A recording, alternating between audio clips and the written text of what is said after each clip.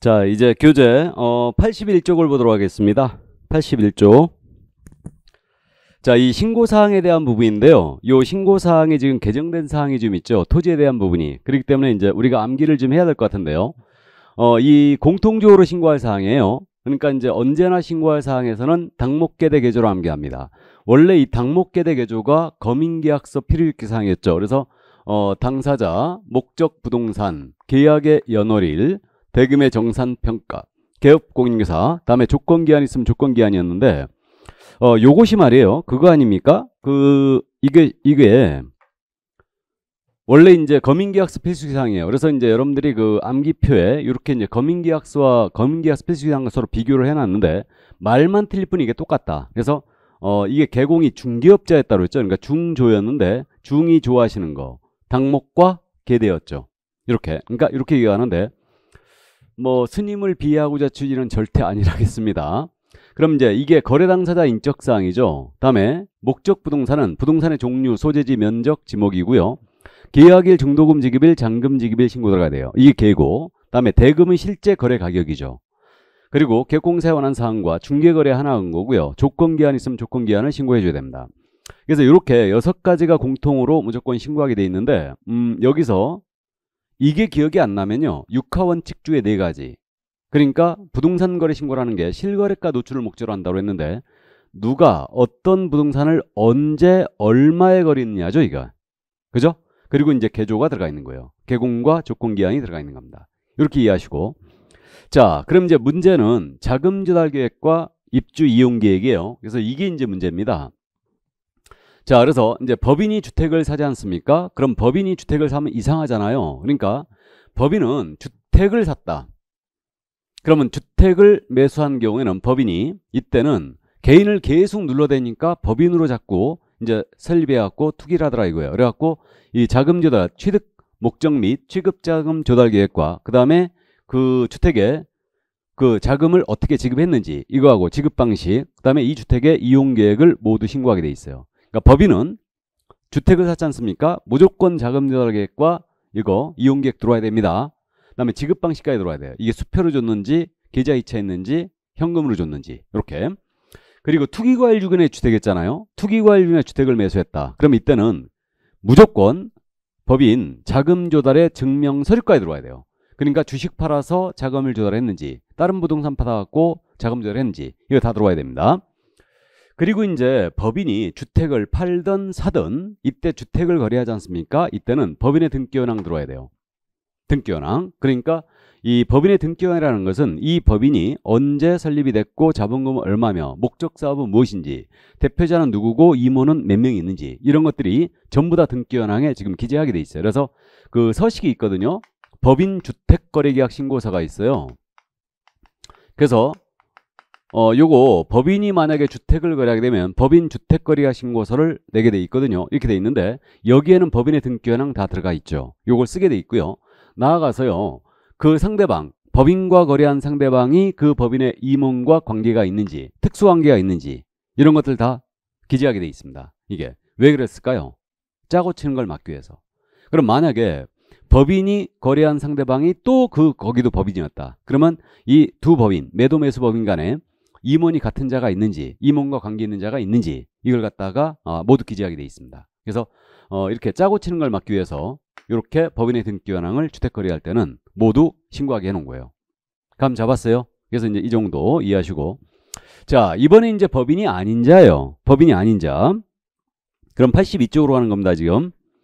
그럼 법인이 아닌 자가 주택을 거래한다. 그러면 법인이 아닌 자가 주택을 매수했을 때는 실제 거래가격이 6억 이상이었잖아요. 그럼 자금 조달 계획과 그 지급 방식, 그 주택의 이용 계획, 입주 계획이죠. 이거 전부 다 신고하게 돼 있습니다. 실제 거래가 얼마 이상? 6억 이상 주택. 다만 투기과일지구라는 거 조정대상 지역이 있죠.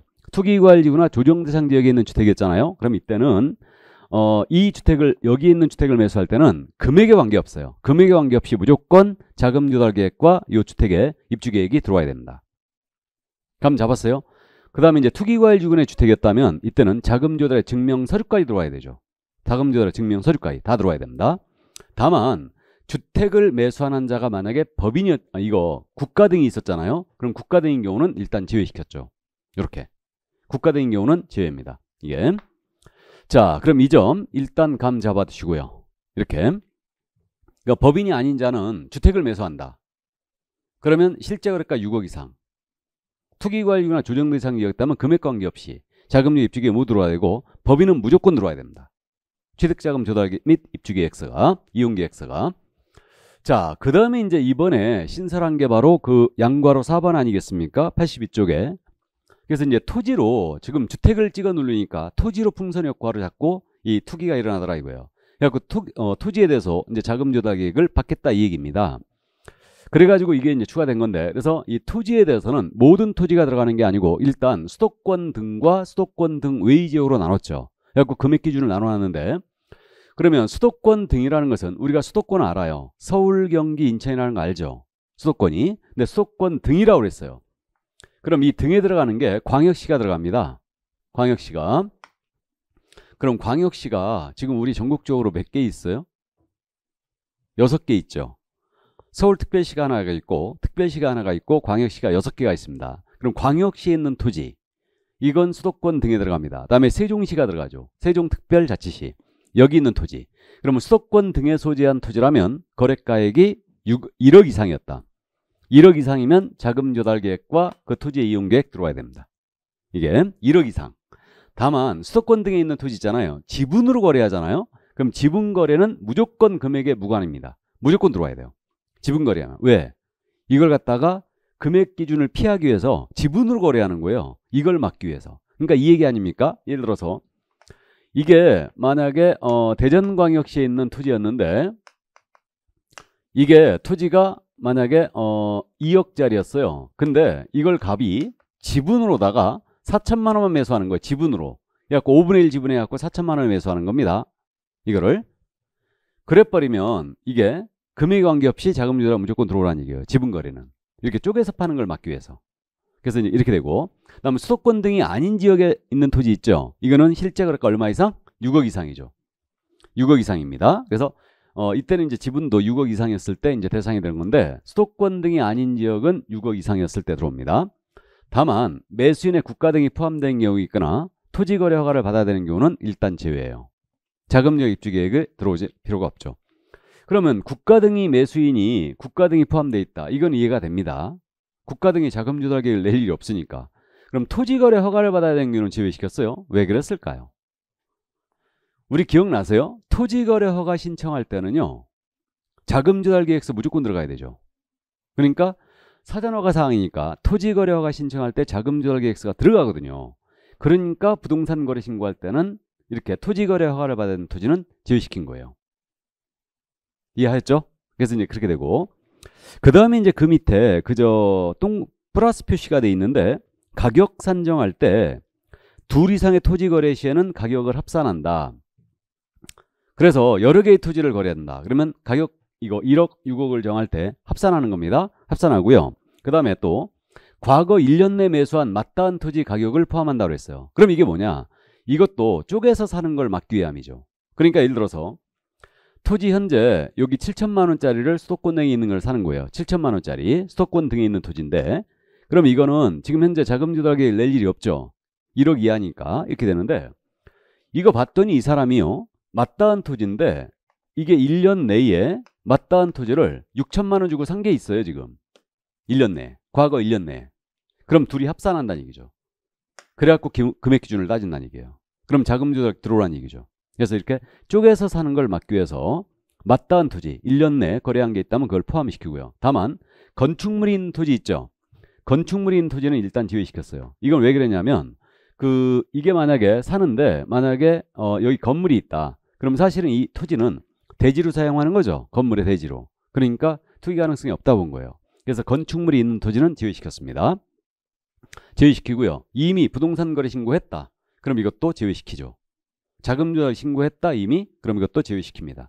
그래서 일단 이렇게 여기까지. 그러니까 나대지에 대해서 토지에 대한 신고를 받겠다는 얘기예요. 그러니까 수도권 등은 1억, 수도권 등이 아니면 6억 이상 이렇게. 자, 그래서 이제 여기까지.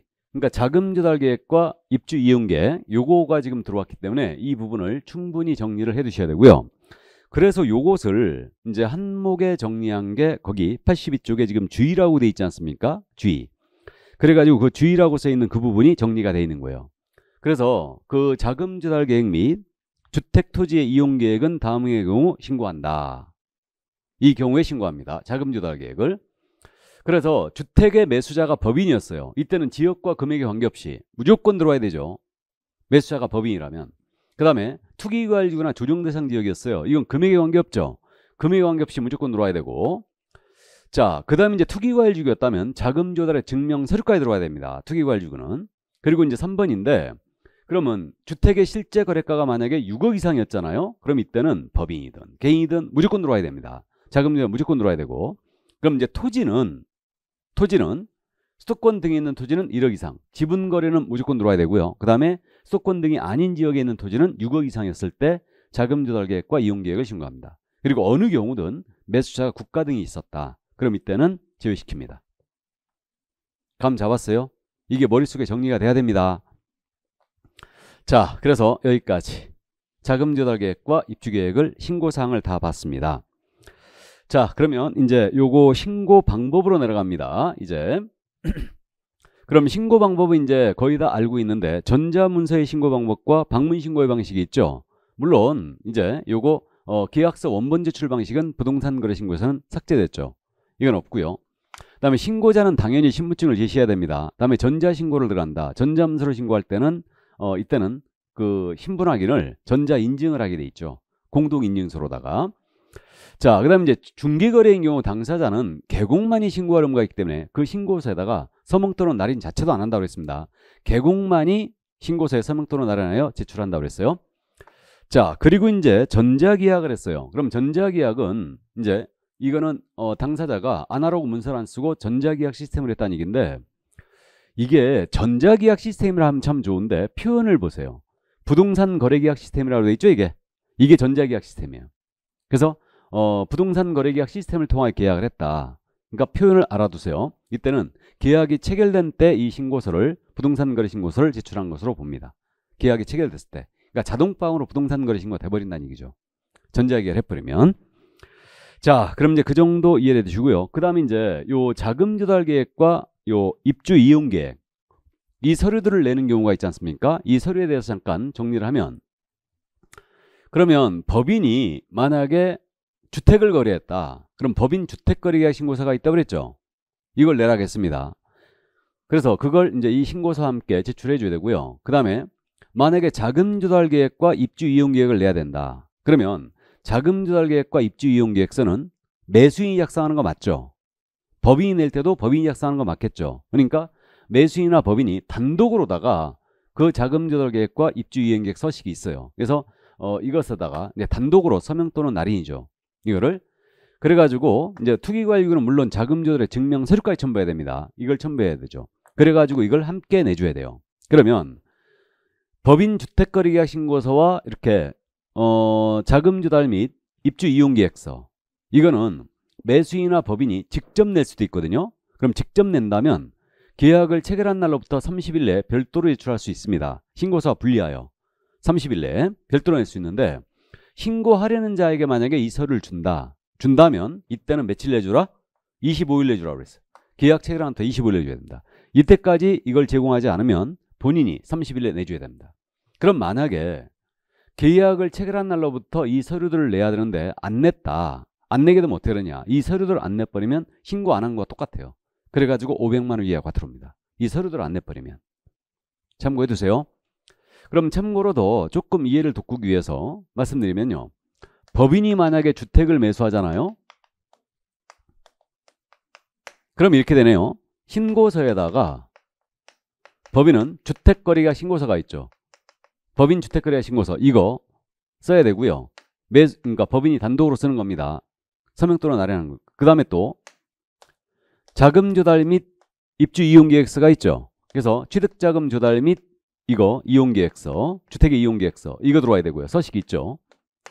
그 다음에 만약에 투기과일지구였다. 그럼 자금 조달의 증명 서류까지 들어와야 됩니다. 이 서류들을 같이 내줘야 돼요. 이거를 법인이 직접 30일에 직접 낼 수 있고요. 신고하려는 자에게 준다. 그럼 25일 내줘야 돼요. 이해하셨죠? 여기까지. 그래서 그게 바로 이제 83쪽의 맨 위에 있는 내용이었습니다. 맨 위에 있는 내용. 자, 그러면 이제 이렇게 구체적인 신고 방법을 따져봤고요. 그 다음에 이제 그 밑에 제출 대행이 나옵니다. 그럼 제출 대행은 말 그대로 이제 대행인데 신고서를 대신 내주는 거죠. 그럼 당사자가 직거래했다. 그럼 거래 당사자 신고할 때 매도인이든 매수이든 이렇게 이제 한 사람이 갖다 내면 된다고 그랬죠. 신고서를. 이때 이 사람이 이제 다른 사람을 시킬 수 있다는 얘기죠. 그러니까 1인의 위임을 받은 자가 제출 대행하는 게 가능합니다. 그러면 대행자는 자기 신분증 가져갖고 내보여야 되죠. 내가 위임을 받았다. 그리고 위임 받았음을 증명해야 되니까 위임장이 있어야 되겠죠. 그럼 그 위임장은 위임한 자가 서명 또는 날인하는 거예요. 그러니까 서명 또는 날인. 서명만 하거나 날인만 해도 됩니다. 그래서 서명 또는 날인한 위임장하고 그 위임한 자의 신분증 사본이 있어야 돼요. 그러니까 주민증 사본, 운전면허증 사본, 여권 사본 다 됩니다. 그래서 이게 되고요. 다만 이제 위임한 자가 법인이었잖아요. 법인이면 법인인감 도장을 날인해 줘야 돼요. 위임장에다가. 이게. 그래서 이제 제출 대행은요. 국가 등이 신고하는 경우라든가 신고 거부로 단독 신고한다든가 정정 신청, 변경 신고하다든가 해제 등의 신고 모두 대행이 가능하죠. 기본적으로. 그 다음에 이제 전자문서 신고 시는 다만 대행을 할 수가 없어요. 그러니까 전자문서로 한다는 얘기는 신고서 대신 낼 일이 없죠. 그러니까 결국은 이건 전자문서 신고할 때는 대행을 할 수가 없습니다. 이렇게 돼 있죠. 이게. 자, 그러면 이게 바로 이제 거래 당사 신고할 때 이렇게 위임을 받은 자가 대행할 수 있고요. 위임장과 신분증 사본을 냅니다. 그러면 개공이 만약에 신고를 할 의무가 발생됐다. 중개거래였다는 얘기죠. 이때는 소공사가 개공을 대행할 수 있어요. 소공사가 대행할 수 있습니다. 그럼 이때 소공사는 지 신분증 내보여야 되겠죠. 이때 개공에 잡힐 서명 또는 날인한 위임장과 개공의 신분증 사본을 내느냐. 이거 안 내요. 그럼 결국은 당사자와 차이가 있는 거죠. 지금. 당사자를 대행하는 자와 차이가 있어요. 그러니까 소공은 신분을 보장하겠다는 얘기예요. 그러니까 소공은 지 신분증만 보이고 내가 개공의 소공이거든 하면서 그냥 신고서 내고 오면 되는 겁니다. 물론 이것도 정정, 변경, 해제 등의 신고 다 대행이 가능하고요. 전자문서로 할 때는 소공이 대행할 일이 없죠. 그죠? 자, 그래서 이 정도. 그러면 이제 제출 대행에 대한 내용을 다 봤습니다. 가볍게 이해만 해두시고 이제 내려갑니다. 신고 필증의 발급 및 외규인 등의 신고 내용 제출이 나오는데 그러면 이제 신고서 다 들어왔어요. 신고서 들어오고 그 첨부 서류도 전부 다 들어왔습니다. 그걸 확인한 다음에 신고 필증을 지체 없이 발급해줘요. 지체 없이 발급한다. 이게. 그러면 입주권을 신고했지 않습니까? 입주권 전매를 신고하게 되면 이때는 신고 필증 2장이에요. 그러니까 입주권 신고하게 되면 이때는 종전 부동산에 대한 신고필증하고 입주권에 대한 신고필증이 나옵니다. 그래서 2장이 나와요. 이거는 신고서 작성 요령할 때 다시 한번 말씀드리겠습니다. 그래서 입주권 신고하면 신고필증이 2장이 나온다. 그 다음에 이제 신고필증이 발급됐잖아요. 그럼 매수인은 부동산 등기 특별주표에 의한 계약서의 검인이 의제됩니다. 검인을 받은 것으로 봐요. 신고필증이 발급되면. 자, 그럼 그 점 이해해 두시고 자, 그 다음에 이제 신고 내용의 제출 보고라고 말 나와 있죠. 그럼 외국인은 부동산 거래 신고 들어왔잖아요. 그럼 별도 관리 들어갑니다. 그래서 우리 신고관청이 외국인에 대하여 이렇게 신고를 받았지 않습니까? 외국인이. 그러면 이때는 이거 자주 있는 게 아니니까 분기마다 갑니다. 그럼 분기가 종료한 날로부터 1월이에요. 1월 내 신고관청은 시도의사에게 외국인의 신고 내용을 제출해줘요. 그럼 시도의사는 이걸 쫙 모아가지고 다시 1월이에요. 다시 1월 내 국토부 장관에게 제출해 줍니다. 그러니까 1월이죠 지금. 자주 있는 게 아니니까 분기마다. 그러니까 분기 끝난 날로부터 1월 내, 그다음에 다시 시도사는 1월 내 국장에 제출합니다. 근데 신고관청 중에 우리 세종특별자치시장이 있죠. 그러면 특별자치시장은 상급기관에 시도사가 없잖아요. 그러니까 이자는 외국인 신고 내용을 쫙 모아가지고 분기 종료날부터 1월 내 국장에게 직접 제출합니다. 직접. 자, 그래서 이 정도 숫자 1월 기억하세요. 자, 그래서 여기까지 그 정도 이해를 해두시고요. 그럼 이제 신고한 계약이 해제가 됐다. 그럼 이제 해제 등의 신고가 나오고 있죠. 그래서 해제 등의 신고 이거 해야 된다 할 수 있다. 할 수 있다예요. 그러니까 전에는 해야 된다예요. 전에는 할 수 있다였거든요. 근데 이걸 의무로 바꿔놨죠. 이게. 그래서 해제 등의 신고 해야 합니다. 그럼 해제가 확정된 날부터 30일 내에 들어와야 돼요. 이게. 이때 그럼 신고 의무자는 당사자가 만약에 직거래했다. 그럼 해제되면 공동으로 해지 신고 들어가야 되죠. 이렇게 되고요. 당사자에게 의무가 있다는 얘기죠. 그럼 당사자 일방이 신고하면 그 판결문 등을 첨부해서 무효가 된 계약이 무효가 됐다 해갖고 이제 판결문을 첨부해서 이렇게 단독으로 신고할 수가 있습니다. 이때 개공이 신고한 계약이 해제됐다. 그러면 개공이 해제 신고라 의무가 있는 게 아니에요. 개공은 해제 신고를 할 수 있다예요. 물론 이제 국가 등이 신고했는데 국가 등이 신고한 계약도 해제가 되면 국가 등이 할 수가 있습니다. 그다음에 개공이 중개거래였다. 그럼 개공이 해제 신고를 할 수 있죠. 그럼 결국은 개공한테는 해제 신고 의무는 없다는 얘기죠. 근데 할 수는 있을 뿐이에요. 이렇게. 그럼 있잖아요. 개공이 해제 신고 해제가 됐는데 안 했지 않습니까? 그럼 당사자 과태료 맞습니다. 500만 원 과태료 맞아버려요. 안 해버리면. 근데 개공이 해제 신고 하겠죠? 괜히 안 했다가 당사자 500만 원 과태료 맞으면 중개사무소 와서 들러 엎어놓겠죠. 그러니까 다 하겠죠. 이게 합니다. 다. 다음에 이제 공동으로 중개했는데 만약에 그 계약이 해제됐다. 그럼 이제 공동으로 해제 신고를 할 수가 있습니다. 이 정도 이해해 두시고. 그러면 신고 의무자에 대한 사항 요 정도 주의를 해주시고요. 그러면 해제 신고 들어갔잖아요. 그럼 해제 확인서를 내용을 확인한 다음에 지체 없이 발급해줘요. 지체 없이 역시 발급해주고요. 그 다음에 이제 전자계약을 했어요. 그러니까 부동산 거래계약 시스템을 통하여 계약을 했다가 만약에 이 계약이 깨졌다. 해제가 돼버리면 전자계약 시스템에서 해제를 할 수도 있잖아요. 그죠? 그럼 전자계약 시스템에서 해제가 이루어진 때 이 해제 신고서를 제출한 것으로 봅니다. 역시 이거는. 자, 그래서 이제 해제 신고 이해해 두시고, 그럼 이제 금지행위로 넘어갑니다. 그럼 금지행위로 들어왔는데 이 금지행위에 대한 부분은 제재로 연결되거든요. 그러니까 이제 제재로 연결돼서 기억을 해두면 될 것 같은데, 그럼 개공에게 부동산 거래 신고를 하지 아니하거나 거짓된 내용으로 신고하도록 요구하는 행위. 그럼 이거 안 된다는 얘기죠. 그럼 요구를 했지 않습니까? 요구하게 되면 이때는 500만 원 이하의 과태료예요. 요구한 자는. 그러니까 이 얘기죠. 갑을 간의 거래를 A가 소개했는데 개공 A가 소개했어요. 우리가 조금 집어드릴 테니까 다운 써갖고 신고합시다. 신고하지 맙시다. 요구했어요. 그럼 요구한 자 있죠? 요구한 자는 500만 원 이하의 과태료예요. 500과다. 교재 써있죠? 자, 그 다음에 이제 신고 대상 계약을 체결한 후에 신고 의무자가 아닌 자가 거짓된 내용으로 신고하는 게 금지행위입니다. 이게. 그럼 요거는 신고 의무자가 아닌 자가 거짓 신고할 일이 있느냐? 요게 왜 들어왔냐면요. 이것 때문에 들어왔어요. 부동산 거래 신고제를 운영을 해보니까 어떤 문제가 자꾸 생겼냐면, 자, 갑을 간의 거래를 개공 A가 소개했습니다. 토지였거든요. 실제 거래가 10억이었어요. 근데 매도인이요. 이게 양도소득세 때문에 을하고 합의를 한 거예요. 9억에 씁시다. 계약서를. 그리고 내가 1000만 원 깎아줄게 이런 거죠. 그래가지고 둘이 9억에 쓰겠다고 합의를 한 거야. 그래갖고 개공한테 와 그럽니다. 9억에 써달라고. 실제 거래가 10억인데. 그럼 개공이 여기다 도장을 안 찍겠다고 그래요. 계약서에다가. 이거를. 그러면 계약서에 개공이 도장을 안 찍어버리면요. 실질은 중개거래인데 형식은 당사 직거래로 했잖아요. 그러면 신고 의무자가 아닌 자가 거짓 신고하는 거 아니에요 지금. 이걸 처벌할 길이 없었어요. 그래가지고 금지행위 신설하면서 이 처벌을 하게 된 겁니다. 그래서 신고 의무자이든 신고 의무자가 아닌 자이든 마찬가지다. 이제 신고 의무자이든 아닌 자이든 거짓 신고했지 않습니까? 허위 신고했어요. 허위 신고해버리면 취득가액의 100분의 5 이하의 과태료, 5% 이하의 과태료.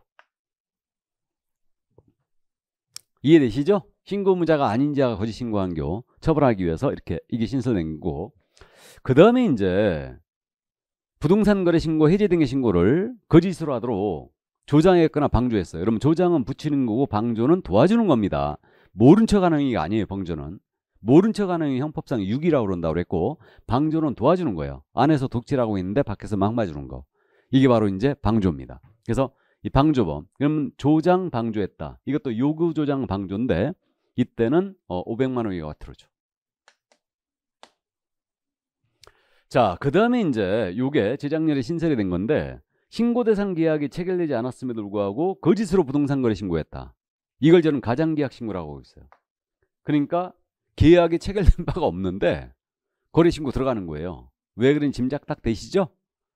이게 그거였죠. 실무적으로 이게 아파트 단지인데 여기 32평형이 실제 거래가가 10억이에요. 실제 시세가 10억인데 이걸 13억으로 끌어올려야 되겠어요. 그래갖고 이 아파트는 대표자가 우리 중개사무소에 와서 그러는 거죠. 우리가 매도인과 매수인 다 드린다. 인적사항 다 드리고 그다음에 물건도 드릴 테니까 13억이 거래했다고 신고해달라는 거예요. 그럼 우리가 충분한 사례를 하겠다. 그죠? 그래가지고 신고 대상 계약이 체결되지 않았음에도 불구하고 돈에 눈이 멀어 이렇게 신고를 했다. 그럼 이때는 이 가장계약 신고예요. 그럼 이때는 3천만 원 이하의 과태료입니다. 시세를 건드리고 있으니까 지금. 그럼 거꾸로 5번은 그거 아니에요. 해제가 안 됐음에도 불구하고 해제 신고해버리는 거예요. 그럼 이번엔 그거 아닙니까? 거꾸로죠.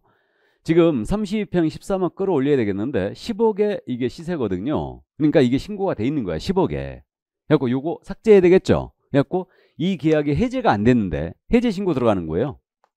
이걸 저는 가장 해제 신고라고 부르고 있고, 그럼 이것도 시세를 건드리고 있으니까 당연히 3천만 원 이하의 과태료입니다. 이해는 되시죠? 그러니까 제재를 위주로 이렇게 이제 기억을 해야 됩니다. 가장 계약 신고, 가장해제 신고 3천만 원 이하. 그다음에 거짓 신고에 그러면 무조건 5% 이하. 요구조장 방조 500 이하. 안 했다 500 이하. 이렇게. 자, 그러면 이제 요 정도 여기까지 살펴봤습니다. 그러면 이제 중간 점검 차원에서 여기까지 했으므로 문제 하나 확인해 볼까요? 유인물 3번 문제예요. 부동산 거래 신고와 관련한 세무로 옳은 것 그랬습니다. 옳은 것. 1번. 부동산 거래 신고는 계약 체결일로부터 60일 해야 된다. 체결일로부터 60일이 아니고 30일이죠. 2번. 부동산 거래계약 신고 필증을 교부받으면 매수인은 부동산 등기 특별취법에 의한 검인을 받은 것으로 본다.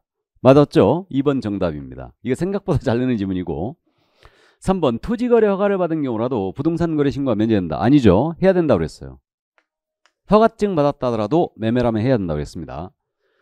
허가받는 날부터 30일 내에 해야 돼요. 다음 4번입니다. 기업공사의 공동중개로 신고대상 계약이 체결된 경우에 그중 1인에 기업공사가 부동산 거래 신고를 해야 된다. 공동으로 해야 들어가야 되죠. 1인이 하는 거 아닙니다. 그래서 공동으로 들어가야 된다. 틀렸고. 5번. 사인이 지분거래가 아닌 경우로서 수도권 등에 소지하는 실제 거래금의 5천만 원 이상인 토지를 매수하는 경우는 취득자금 조달 계획을 신고해야 된다. 그럼 이거 지분거래가 아닌 경우로서 이건 1억 이상이죠. 수도권 등은 5천만 원이 아니고 1억 이상을 토지 거래했다. 토지. 그럼 이때는 자금 조달계 신고하는 거죠. 자, 그래서 정답은 2번이었습니다. 풀만하셔요? 자, 그러면 이제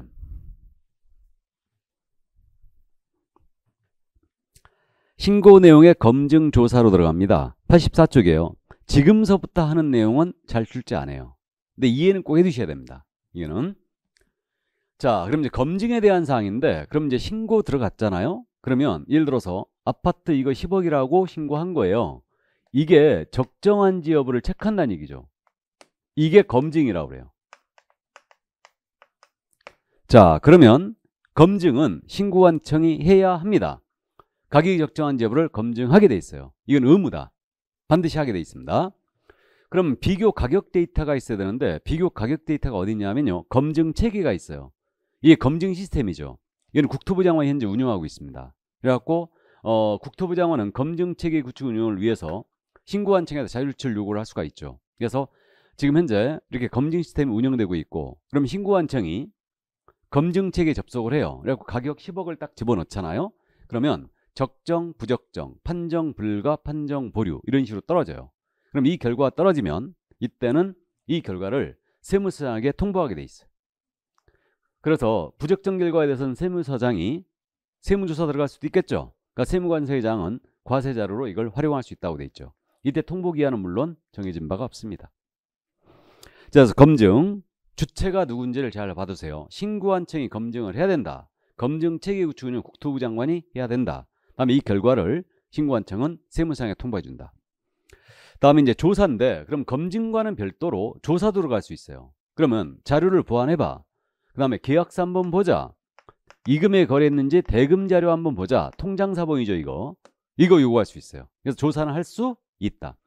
그래서 이렇게 조사할 수 있기 때문에요, 우리가 신고서만 내물 원칙으로 해요. 필요하면 지들이 계약서 요구해요. 통장사본 요구합니다. 이게.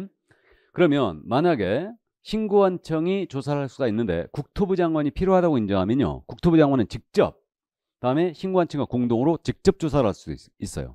이거를 신고한 층에 맡겨도 될 텐데. 어쨌든 그래서 국장도 조사할 수 있다. 이게. 그러면 이때 말이에요. 이게 계약서 보자겠잖아요. 그럼 이건 대금 지급 증명 자료 외의 자료죠. 계약서 보자겠어요. 이거 안 갖고 왔잖아요. 대금 지급 증명 자료 외의 자료를 제출 요구했는데 불응했잖아요. 이때는 500만 원 이하의 과태료예요. 그런데 대금 지급 증명 자료 있죠? 통장 한번 보자. 이 금액 진짜 거래했는지. 이걸 안 갖고 왔잖아요. 이때는 3천만 원 이하의 과태료 이거. 잡으려고 아주 작정한 거죠 지금. 그죠? 그러니까 매매하실 때는 되도록이면 통장 거래하시라고 그랬습니다. 이거 조사할 수도 있다고 그랬어요 다. 그래서 조사는 이렇게 할 수가 있고요. 물론 이제 요 조사기관은요. 관계행정기관의 장에게 세무서장을 얘기하겠죠. 소득증빙자료 이런 것들을 이제 요청할 수도 있습니다. 그럼 이제 조사를 했는데 위법 사실이 확인됐잖아요. 그럼 고발할 수도 있죠. 그리고 이제 그 관계기관에다가 통보를 해주기도 합니다. 이렇게 고발 통보 당연한 얘기고. 그럼 이제 조사 결과에 대해서 이제 보고를 해야 돼요. 그러면 신고관청이 만약에 조사를 했지 않습니까? 그럼 이 조사 결과를 시도의사에게 보고하게 돼 있어요. 이거는 기한이 없습니다. 그런데 시도의사가 그럼 보고를 받았지 않습니까? 그러면 국장에게 시도의사는 다시 보고해야 돼요. 다시 보고해야 되는데 이거는 월 1회는 하라고 못을 박아놨어요. 매월 1회 조사 결과를 보고하라. 시도의사는. 그러면 시도의사가 국장한테 보고하는 것은 유일하게 지금 월 1회가 들어가 있는데 왜 그랬을까? 왜 그랬다고 그랬어요? 안 할까봐. 안 할까봐. 그럴 거 아닙니까? 서울시장한테 국토부 장관이 보고하라고 그래요. 야, 보고 좀 해봐. 그러면 서울시장 뭐라 하겠어요? 네가 뭔데 나한테 보고하라고 그래? 그러겠죠? 그러니까 어쨌든 안 할까봐 이렇게 이제 월 1회는 보고하라고 못을 박아놓은 거예요. 이게. 자, 그래서 여기까지 일단 조사 결과 보고 이해만 해두시고요. 자, 그러면 이제 넘어갑니다. 정정신청 및 변경신고인데 이 부분을 여러분들이 좀 어려워해요. 그러나 이제 출제 빈도가 표시가 돼 있는데 자주 내는 건 아닙니다. 22회, 24회, 30회 때 출제한 바가 있는데 그럼 우리가 여기까지는 알고 있어요.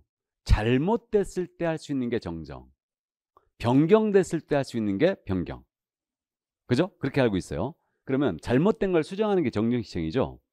근데 정정신청사항과 변경신고사항을 기억하기 때문에 이게 이제 여러분들이 어려워하는데 이거는 저는 암기 안 시킵니다. 암기 안 시키고 여러분들은 철저하게 이해하라고 그러는데 여기 정정신청사항을 보면요. 거래 당사자의 주소, 전화번호, 거래지분 비율, 개공의 전화번호, 상호, 사무소의 소재지, 건축물의 종류라든가 그다음에 이제 지목, 면적, 거래지분, 대지권의 비율이 잘못돼 있다. 그럼 정정신청을 할 수 있어요. 꼭 해야 될 것처럼 보이는데 잘못되면 할 수 있다로 돼 있습니다. 기본적으로 이해해 두시고. 그러면 이게 쉽게 경미한 사항만 정정이 가능하거든요. 근데 이게 느낌이 딱 안 오더라 이거예요. 그러니까 우리는 거꾸로 기억하자 이거예요. 정정할 수 없는 걸로 기억하자고요. 정정할 수 없는 걸로. 그러면 정정이 안 되는 게 우리 부동산 거래 신고 관련해서 핵심적인 사항은 정정이 안 돼요. 바로 이거죠. 핵심적인 사항. 그럼 부동산 거래 신고 핵심이 뭐라고 그러냐면 누가 어떤 부동산을 언제 얼마에 거래했냐 이게 핵심이라고 그랬어요. 누가 어떤 부동산을 언제 얼마에 거래했냐. 누가 매도 매수인 거래 당사자의 성명이나 주민번호예요. 이게 잘못돼 있다? 정정 안 되죠. 이건 당사자가 바뀌어버리는 거예요. 그럼 개공의 성명 주민번호가 잘못돼 있다. 그럼 이것도 개공이 바뀌니까 안 되는 거죠. 그래서 안 됩니다. 그러니까 성명이나 주민번호 안 돼요. 그런데 당사자의 주소가 잘못돼 있다. 휴대전화번호가 잘못돼 있다. 이거는 단독 정정 신청도 가능합니다. 이거. 성명이나 주민번호 안 되는 거예요. 이해되죠? 다음 이게 누가고 그 다음에 어떤 부동산의 소재지는 안 돼요. 물건이 바뀌니까. 근데 부동산의 종류, 건축물의 종류가 잘못되어 있거나 뭐 예를 들어서 오피인데 상가로 기재했다든가 또는 지목이 잘못되어 있다, 면적이 잘못되어 있다, 그다음에 대지권의 비율이 잘못되어 있다. 소재지는 안 되죠. 이해되시죠? 이게 어떤 부동산이다. 언제, 계약일은 정정, 변경 다 안 돼요. 계약 체결하나부터 30일에 들어가야 되니까 무조건 안 됩니다. 이거는. 그다음 마지막으로 얼마에 거래했느냐. 이게 핵심이잖아요. 거래 금액에 정정 안 됩니다. 허위 신고 가능성 때문에. 이해되시죠? 여기까지. 그러니까 안 되는 것들을 기억하고 요건 경미한 사항이 정정이 가능하다. 이렇게 이제 감을 잡아주시고요. 그럼 정정 신청은요. 이건 서식이 없어요. 서식이 없고 신고필증에 직접 수정해요. 그래서 신고필증에 직접 수정한데 그래도 전자문서 되는 겁니다. 기본적으로. 그러니까 전자문서 당연히 됩니다. 이것도. 그래갖고 거기다가 이제 서명 또는 날인을 이제 하게 돼 있죠. 정정하고 서명 또는 날인하게 돼 있고요. 그 다음에 이제 이거 당사자의 주소나 휴대전화번호가 잘못되어 있다. 그러면 이때는 단독 정정시 가능한데 요때는 이제 그 전자문서를 할 수가 없다 합니다. 없고요. 그 다음에 이제 서식은 없는 거예요. 그럼 이제 내용을 확인한 다음에 신고필증을 지체 없이 재발급해줘요. 그래갖고 실무적으로 정정은 어떻게 하냐면요. 그 서식이 없지 않습니까?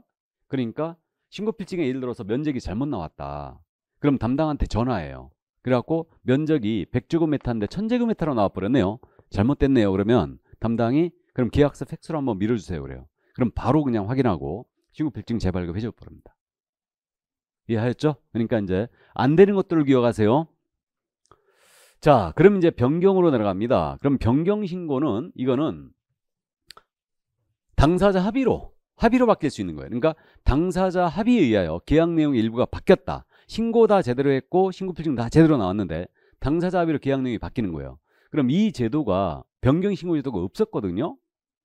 들어온 취지를 여러분들이 이해하지만 변경 신고 사항을 기억할 수 있어요. 이걸 어떻게 기억하냐면요. 이게 이것 때문에 들어온 거예요. 변경 신고 제도는. 예를 들어서 6월 30일을 잔금일로 신고했죠. 그 다음에 실제 거래 가격은 10억이라고 신고했어요.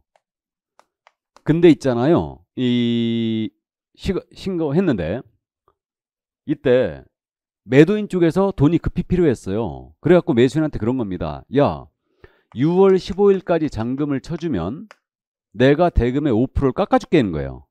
또는 1000만 원 깎아줄게 이런 겁니다. 그래가지고 잔금을 쳐버린 거예요. 6월 15일 날 매수인이. 그럼 신고한 내용 중에 잔금일 바뀌었죠. 실제 가격 바뀌었죠. 그럼 재신고해야 되는 사태가 자꾸 벌어진 거예요. 그래가지고 변경신고제도를 도입한 겁니다. 그래서 핵심적인 사항으로 보이는데 실제 거래가격 변경신고가 된다는 얘기죠. 이거. 그 다음에 중도금 지급일 잔금 지급이 되는 거예요. 그러니까 잔금 빨리 주면 대금 깎아줬기 때문에 들어온 거니까 이게 되는 겁니다. 이해하셨어요? 더 특이한 게 공동 매수의 경우에 일부 매수인을 변경하는 거 됩니다. 근데 제외만 돼요. 매수인을 제외시키는 거. 다수 부동산 거래한 경우에 일부 부동산을 제외시키는 건 돼요. 그러면 추가나 교체는 안 된다는 얘기죠. 특이합니다. 그럼 이게 보세요. 갑으로부터 A, B, C가 공동 매수했어요. 지분 3분의 1, 3분의 1, 3분의 1로 공동 매수했다 신고 들어갔어요. 그럼 여기에 D를 추가하는 거예요. 이건 된다 안 된다? 안 된다. C를 D로 교체하는 겁니다. 이것도 안 된다. 그럼 뭐만 된다? 빼는 것만 된다. A, B, C의 단독 매수로 가거나 A, B의 공동 매수, B, C의 공동 매수, A, C의 공동 매수로 하는 거예요. 이것만 가능할 뿐이지 추가나 교체는 안 된다. 그럼 추가 교체하면 재신고해야 됩니다. 그러면 매수인 일부를 빼버리면 지분이 바뀌잖아요. 그러니까 지분의 변경 신고 되는 거죠. 이해되시죠? 다음, 다수 부동산 거래했을 때 일부 부동산을 제외하는 건 돼요. 그럼 변경 신고는 됩니다. 그러면 1번지, 2번지, 3번지 신고 들어갔어요. 거래했다고. 100제곱미터, 100제곱미터, 100제곱미터 했는데 여기다 4번지를 추가하는 거예요. 안 되는 거죠. 3번지를 4번지로 교체합니다. 안 되는 거죠. 빼는 것만 낸다. 맞죠? 빼는 것만 낸다. 그러면 결국은 일부 부동산을 제외시키는 변경 신고가 되니 면적이 바뀌잖아요. 그러니까 면적의 변경 신고가 되는 거죠. 그러면 매수인을 빼거나 물건을 뺀다. 조건기한이 바뀔 수 있죠. 그럼 변경 신고가 되죠. 이해되세요? 그러니까 이거는 철저하게 이해할 사항이지 암기할 사항 아닙니다. 그러니까 명심할게. 잔금 빨리 주면 대금을 깎아줄게. 이것 때문에 변경이 들어왔다. 그러니까 실제 거래가 잔금 중도금 지급일 변경 신고 됩니다. 나아가 매수인을 빼거나 또는 물건을 빼는 게 된다. 그렇다면 면적이 바뀔 수 있고 지분이 바뀔 수 있다. 조건기한도 바뀔 수 있다. 감 잡았죠?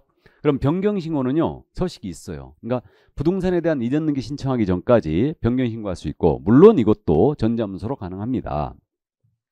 그래서 신고서만 내면 원칙으로 하는데 변경신고서만 내면 원칙으로 하는데 면적의 변경이 전혀 없는데 실제 금액만 바뀌었다고 변경신고하는 거예요. 허위신고 가능성이 있죠 지금. 면적은 그대로인데 금액만 바뀌었대요. 허위신고 가능성이 있기 때문에 이때는 계약사본 등을 첨부해야 돼요. 이때는 전자신고를 안 받아줘요. 계약사본을 이제 첨부하고요. 그 다음에 확인해야 되기 때문에 이때는. 자, 그 다음에 이제 그 부동산 공급계약이라든가 그 분양권 입주권 전매계약 있죠. 그러니까 공급계약이나 전매계약에서 만약에 분양가격이나 옵션 선택 품목이 이제 요게 변경이 됐다. 그러면 일방이 단독으로 변경 신고할 수도 있습니다. 그럼 내용을 확인한 다음에 신고한청은 지체 없이 신고필증을 재발급해 줍니다. 이게 바로 변경이었어요. 그래서 정정과 변경 꼭 감을 잡아 두셔야 됩니다. 일단은. 자, 그럼 이 정도 이해하시고요. 그럼 넘어갈까요? 이제 위반시 제재. 요 위반시 제재에 대한 사항은 미리 이제 치고 넘어온 겁니다. 제재에 대해서. 그래서 지금 3천만 원 이하의 과태료가 등장하고 있어요. 이건 미리 다 말씀드렸어요. 그럼 3천만 원 이하의 과태료는 가장계약 신고, 신고대상 계약이 체결되지 않았음에도 불구하고 부동산 거래 신고했다. 3천만 원입니다. 이건 기준금액 자체가 3천만 원이거든. 그 다음에 가장해지 신고가 있죠. 해제가 안 됐음에 불구하고 해제 신고해버리는 거예요. 이것도 3천만 원 이하인데 이것도 기준금액이 3천만 원이 아예. 이 둘은 물론 신고란 포상금 줍니다. 자, 그 다음에 이제 대금 자료 보자고 요구했어요. 통장 사본 같은 거. 대금 지급 증명 자료 제출 요구에 불응했습니다. 그럼 이때는 3천만 원 이하죠. 감 잡았어요? 그러면 이거 3천만 원 이하 그랬으니까 이것도 기준금액이 있습니다. 딱 기준금액이 정해져 있고 이 기준금액에서 이거는 5분의 1 범위에서 가감이에요. 이 5분의 1 동그라미 쳐놓으세요. 지금까지는 계속 2분의 1 범위 가감이었거든요. 업무정지든 자격정지든 500만 원 이하 100만 원 과태료 전부 다 기준금액의 2분의 1 범위 가감이었는데 요거는 5분의 1이에요. 금액이 큰 거. 그러니까 한 번쯤 주의해야 됩니다. 자, 그 다음에 이제 취득가액의 100분의 5 이하의 과태료가 있죠. 이게 5% 이하의 과태료인데 5% 이하의 과태료는 거짓 신고했을 때, 신고 의무자이든 아니든 거짓 신고했을 때. 그럼 이것도 기준금액이 이렇게 정해져 있거든요. 정해져 있는데 이거는 기준금액에 이것도 5분의 1 범위에서 가갑니다. 5분의 1 동그라미 쳐놓고. 2분의 1이 아니에요. 그러니까 거짓 신고하면 5% 이하예요. 자, 그 다음 이제 500만 원 이하 과태료는 나머지죠. 그럼 나머지는 이제 500만 원 과태료인데 처음서부터 부동산 거래 신고를 안 해버렸어요. 안 했다. 500과 안 했다. 신고 거부자 다 포함입니다. 그 다음에 대금 외 자료 제출 요구에 불응했다. 대금 외, 대금 지급 증명 자료 외의 자료 제출 요구에 불응했다. 500과 거짓 신고할 것을 요구했다, 조장했다, 방조했다. 500과죠. 이게 그래서 암기표에 안자요로 돼 있어요. 자냐? 안자요. 500과예요. 이건 기준금액의 2분의 1 범위 가감. 500만 원이니까 2분의 1 범위. 그러니까 금액이 큰 게 5분의 1 범위에서 가감이에요. 이게. 그럼 정리하면 이렇게 됩니다. 정리하면요. 처음서부터 부동산 거래 신고 안 했죠. 안 하면 500과. 했는데 거짓 신고했다. 5% 이하. 대금 자료 제출 요구에 불응했다. 3천만 원 이하. 대금 외 자료 제출 요구에 불응했다. 500만 원 이하. 감 잡혀요? 가장계약 신고, 가장해지 신고는 모두 3천 이하고요. 그리고 조장, 방조 다 500만 원 이하 과태료입니다. 아셨죠? 자, 그럼 그 정도 감 잡아 두시고 이제 87쪽에 과태료 부과권자 및 부과사실 통보가 나오는데 부과권자는 당연히 신고관청이죠. 뭐 신고관청이 부과징수하고 이때 통보란 말 나와 있는데 우리 신고관청이 개업공사에 대한 과태료 때렸지 않습니까? 그럼 등록관청에다 그 사실 알려줘야 돼요. 10일 내에 알려줘야 돼요. 그러니까 신고관청이 우리 개업공사에게 과태료를 부과했다. 그러면 등록관청에다가 그 사실을 10일 내에 통보해 주게 돼 있어요. 원래는 이제 등록관청에 통보해 주면서 가중처벌하는 의미였는데 이 과태료가 우리 법 위반 과태료가 아니게 된 거죠. 이제 법이 독립했으니까 부동산거래신고법으로. 그러니까 이제 이 과태료가 지금 가중처벌 불가한데 통보해 주는 규정은 여전히 살아있어요. 그래서 우리가 지금 10일짜리 암기하고 있지 않습니까? 사교협회 조사 종료 통보를 암기하고 있는데 사교협회 조사를 종료 통보해라. 10일까지 종료 통보. 이 통보가 바로 이 통보예요. 과태료 부과 통보. 사무소 이전 신고 10일, 사고 예방교육 통지 공고 10일 전까지고 협회 다음 달 10일까지 등신 통보하는 거고 모니터링, 신고센터 조사 및 조치 결과 통보 10일이고요. 그 다음에 이거 고용관계 종료 신고 10일이고 이게 과태료 부과 통보죠. 신고한 채 경우에 대한 과태료 따랐다. 10일 내에 통보해 줘야 돼요. 10일.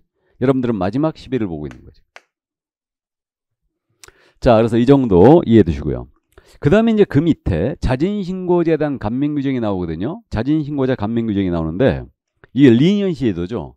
28회 때 지문 하나 딱 물어본 적이 있는데 우리가 여기까지는 알고 있어요. 기억하고 있는데 위반자가 조사가 시작되기 전에 자진신고했다. 그럼 조사가 시작되기 전에 자진신고하면 면제해버리죠. 근데 조사가 시작된 후에 자진신고했어요. 그럼 50%는 깎아주는 거죠. 과태료를. 여기까지 알고 있습니다.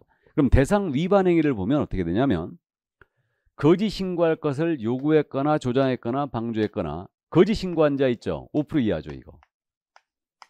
이자는 500만 원 이하 과태료고요. 그 다음에 이제 아직 공부 안 했지만 외국인 신고 위반 과태료 300, 100이 있죠. 주택 임대차 계약 신고 위반이 있죠. 또 이거는 100만 원 이하 과태료죠. 그러니까 이들이 자진 신고했다. 그러면 최초로 단독 자진 신고해야 됩니다. 이게. 그러면 과태료 감경 면제를 해주는데 근데 위반자 중에요. 자료 제출 요구에 불응한 자 있잖아요. 이 자는 안 들어가죠. 왜 그러냐? 당연한 얘기잖아요. 신고관청이 야 계약사무 보자겠어요? 통장 4만 원 보자겠습니다. 안 깎고 왔거든요. 그럼 500만 원이나 3천만 원 이하가 들어온대. 이미 알고 있잖아 신고관청이. 그러니까 내가 자료 안 갖고 와서 자진 신고할 일이 없죠. 논리적으로. 그죠? 그래서 자료 제출 요구 불응자 이걸 28회 때 물어봤어요. 그러니까 자료 제출 요구의 불응자는 과태료 감경 면제 규정을 적용하지 않습니다. 근데 이게 미스한 걸로 저는 보이는데 이 부분이 교재에 없죠. 가장계약 신고, 가장해지 신고 이거 3천만 원 이하의 과태료 아닙니까? 근데 이게 없는데 빼먹은 걸로 보여요. 실수한 걸로 이거. 성실 신고를 유도하기 위해서 가장계약 신고, 가장해지 신고, 자진신고 규정을 둬야 될 것 같은데 안 뒀습니다. 빠져 있어요. 대상 위반 행위에 빠져 있습니다. 참고하세요.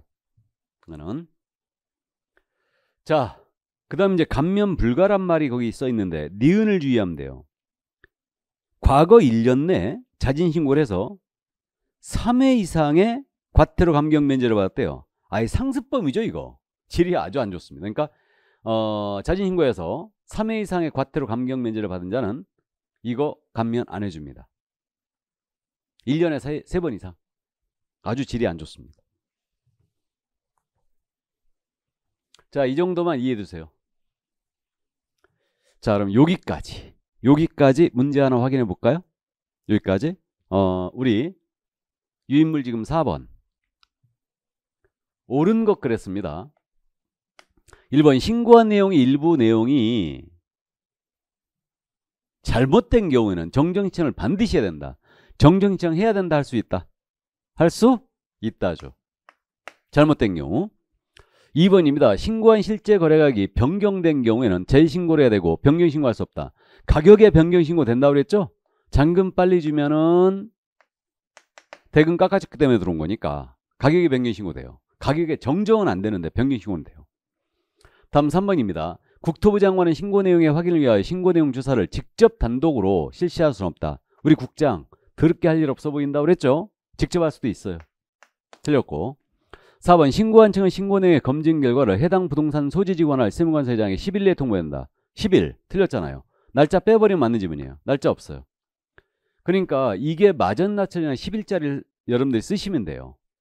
10일짜리 없잖아요. 우리가 암기하고 있는 거. 사구협회 조사 종료 통보에 없잖아요.